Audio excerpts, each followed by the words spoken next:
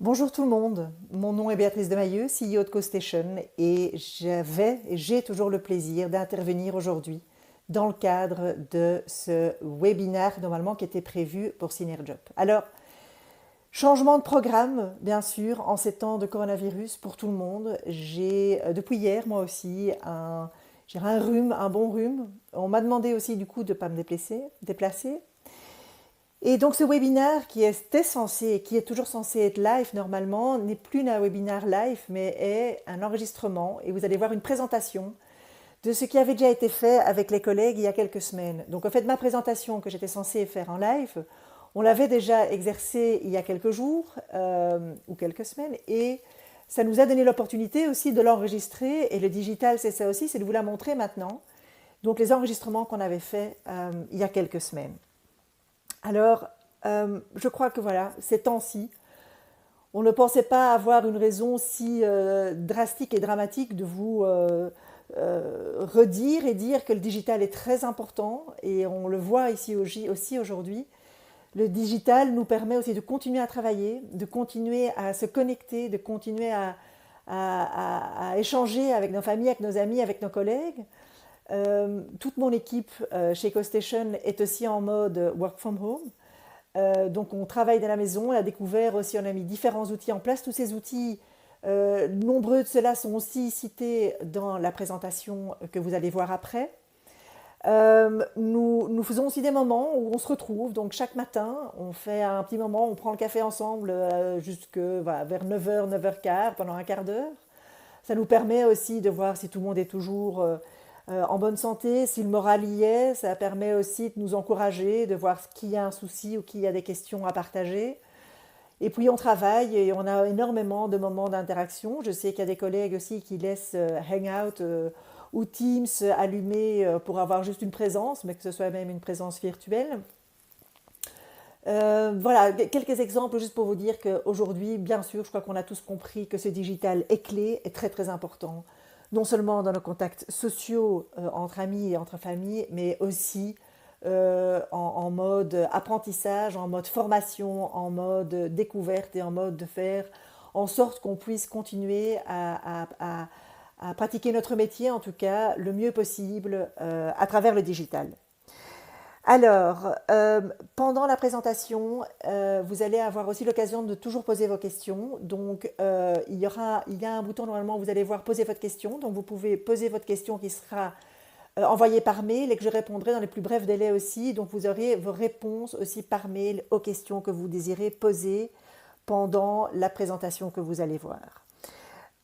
Tout ceci, donc les enregistrements, les questions seront aussi mis à votre disposition après cet événement d'aujourd'hui sur le site de synerjob.be. Donc il y aura un lien vers les différents, le matériel didactique que vous allez avoir aujourd'hui. Et aussi pour certains parmi les participants francophones, vous pourrez aussi continuer à travailler ensemble par la suite dans un atelier collaboratif qui a été mis sur place. Donc ces informations-là, vous avez dû les recevoir. Voilà, je vous souhaite une présentation très agréable. N'hésitez vraiment pas à me poser toutes les questions par mail que vous désirez poser. Je me ferai un plaisir d'y répondre. Je vous souhaite de rester en bonne santé, tant physique, morale, discutez, connectez-vous. Faites attention à la phobie aussi, souvent des fausses informations qui peuvent aussi être partagées via les réseaux sociaux. Gardez votre esprit critique et surtout continuez à partager justement les moments positifs aussi que vous pouvez vivre au jour le jour dans ces mois ou dans ces semaines ici, dans ce mois ou dans ces semaines qui vont s'avérer pas faciles pour personne. Voilà, je vous souhaite beaucoup de courage. J'espère avoir l'opportunité très bientôt de vous voir et de rééchanger, si pas par mail, mais en tout cas par un live, c'est possible. Et voilà, merci pour votre écoute et à très bientôt. Au revoir. La place du numérique dans la formation est essentielle. Elle permet justement de former autrement, de se former dans des lieux véritablement différents, de collaborer, mais aussi de se former partout et en tout lieu. Et de transformer le monde en village, évidemment, et donc de pouvoir véritablement se former à distance de manière tout à fait opérationnelle. La digitalisation est à la fois un défi et une chance, aussi bien pour les demandeurs d'emploi que pour les organismes de formation. C'est aussi une chance pour les demandeurs d'emploi qui peuvent se former indépendamment du lieu, du temps et d'autres contraintes organisationnelles. Tous les organismes de formation sont confrontés aux mêmes défis et nous avons tous intérêt à échanger nos expériences, nos outils et à développer des synergies. Met de digitalisering zijn we ons bewust dat we zorgvuldig moeten omgaan met de gegevens van de gebruikers. Digitalisering laat ons toe om aan iedereen maatwerk te leveren. Leren waar en wanneer het je best uitkomt. Aujourd'hui, nous le savons tous, le digital est partout. Le digital est dans les métiers sur le marché de l'emploi, dans la construction, dans l'industrie, dans les métiers de bureau. Mais le digital s'invite aussi dans la formation professionnelle. Donc, demain, nous devons, en tant que service public de l'emploi et de la formation professionnelle, former des demandeurs d'emploi, mais aussi des travailleurs, à utiliser davantage les outils numériques. Et nous, professionnels de la formation, nous devons, au travers de nos métiers, apporter nos compétences numériques et les mettre au service des stagiaires que nous formons et des travailleurs pour induire chez eux cette connaissance du numérique et le développement des compétences tout au long de leur carrière. De digitale kloof is een realiteit, omdat er heel veel jobs zijn in de IT-sector waar men momenteel niemand voor vindt. Dat zijn knelpuntberoepen. Zonder digitale skills kan je vandaag gewoonweg niet meer solliciteren. We moeten er echt een economische en maatschappelijke prioriteit van maken. Digitaal is een nieuwe soort taal die je moet kunnen.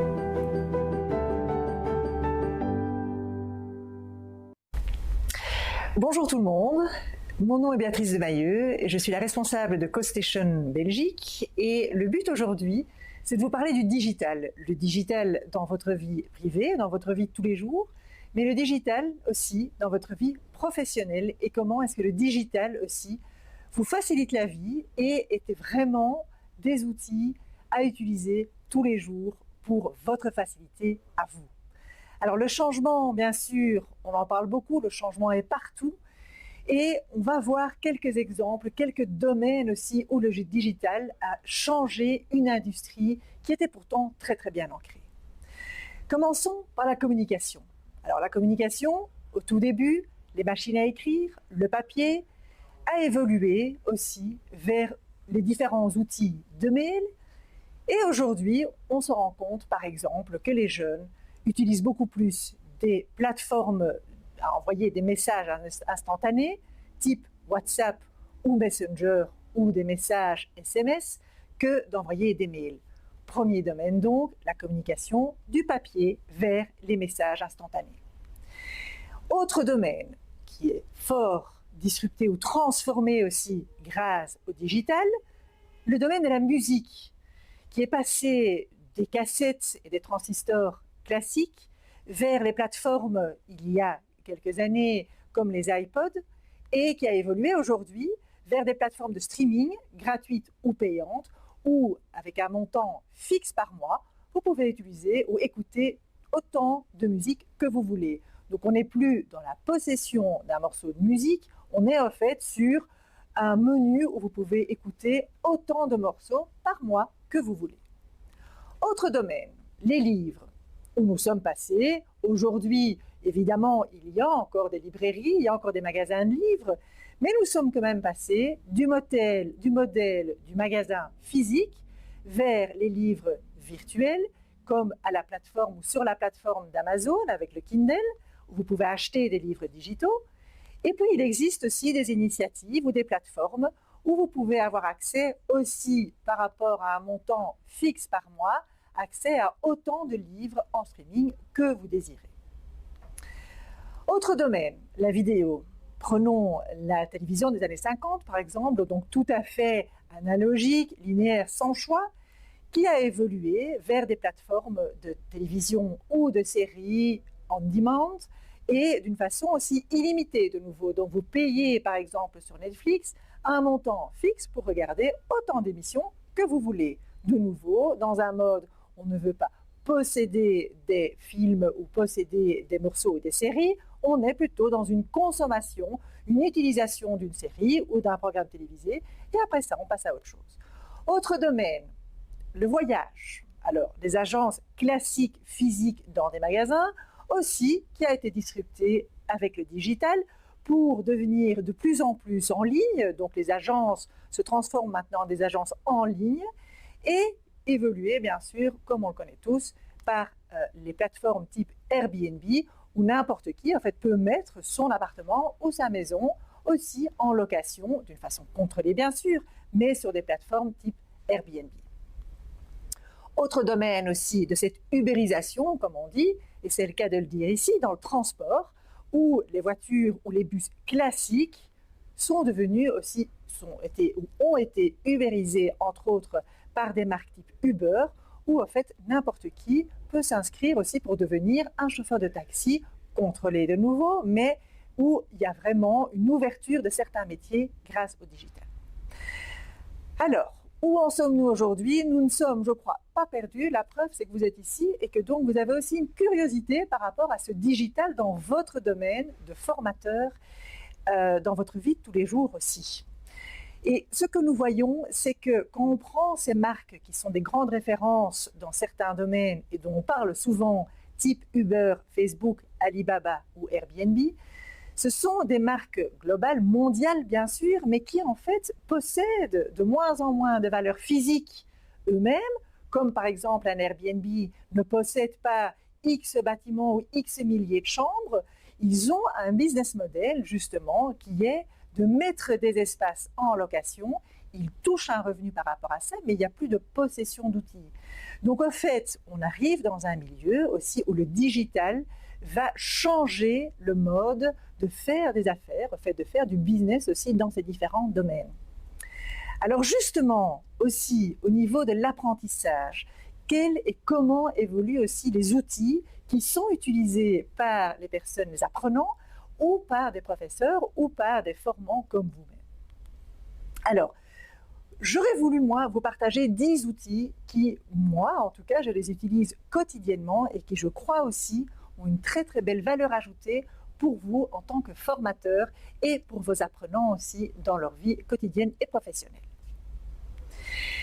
Le premier outil étant YouTube. Alors YouTube, vous le connaissez, YouTube est donc une plateforme de vidéos sur laquelle il y a des milliers et des milliers de tutoriaux qui sont très intéressants pour vous former vous-même, par curiosité aussi d'aller trouver comment fonctionnent certaines choses, pour trouver des explications, pour trouver des manuels, mais aussi pour vos apprenants. De plus en plus de personnes vont juste chercher sur YouTube et suivre des tutos pour pouvoir apprendre certaines matières.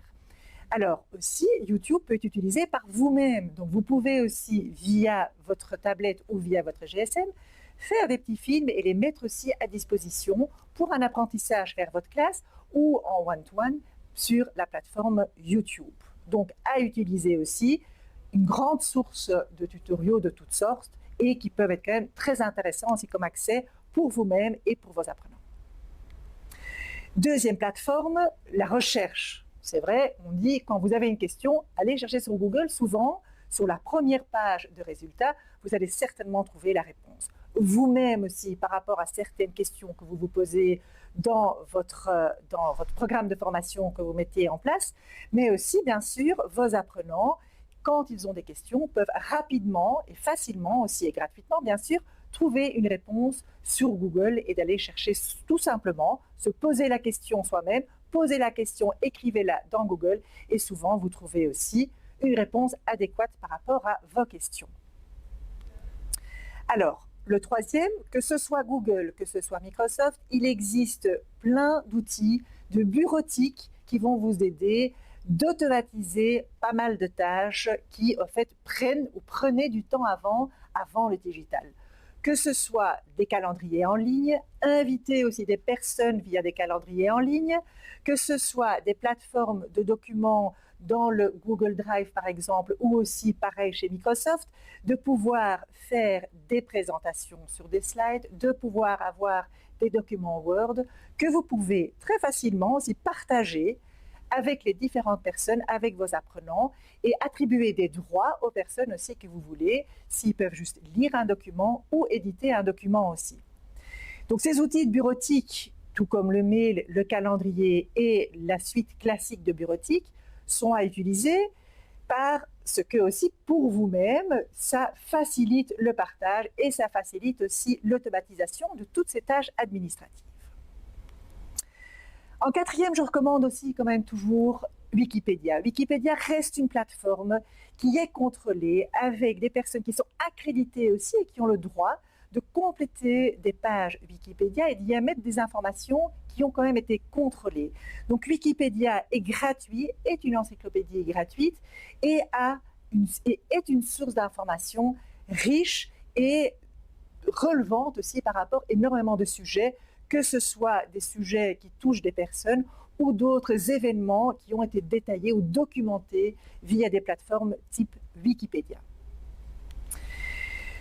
En cinquième, je propose, et je trouve qu'il est quand même très très intéressant aussi d'utiliser des outils type Teams, mais on en reparlera plus tard, ou Hangout, où il est possible de faire aussi des calls vidéo entre vous et vos apprenants, en one-to-one par exemple avec une personne, ou en forme aussi de classe virtuelle avec différentes personnes, pour justement permettre d'avoir des moments d'interaction avec les personnes sans que le lieu ou l'heure puisse être un problème pour les personnes et pour vous-même.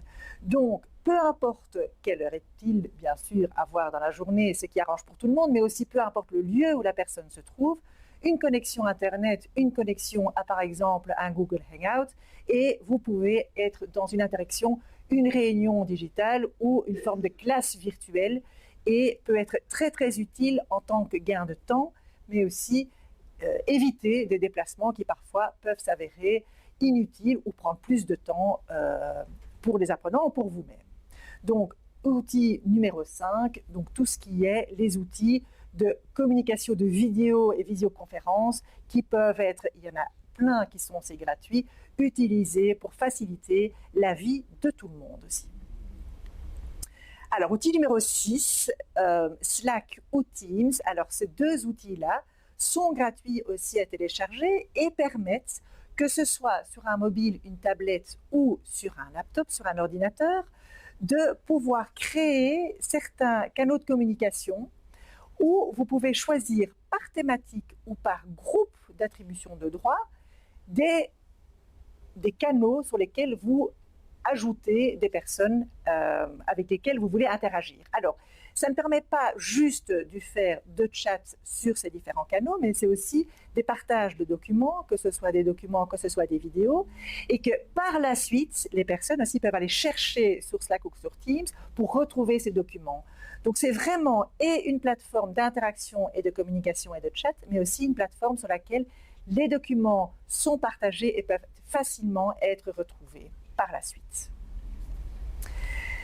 Alors, en septième, je voudrais vous parler du duo, justement, LinkedIn et SlideShare. Alors, LinkedIn, je crois que dans le monde professionnel, c'est le réseau social le plus utilisé. Donc, LinkedIn est vraiment doit être vu comme votre identité digitale professionnelle.